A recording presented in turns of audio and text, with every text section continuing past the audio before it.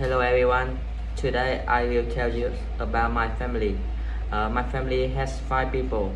My father, my mother, my sister, my brother and me.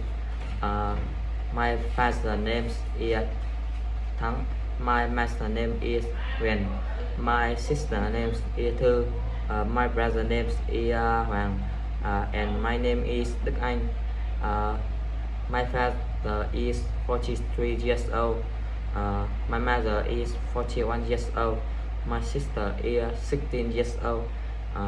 My brother is 10 years old. And I am 18 years old. My father is a farmer. And my mother is a farmer too. My sister is a student of Lý High School. My brother is a student of Tràng An Primary School, and I am studying at Hanoi University of Industrial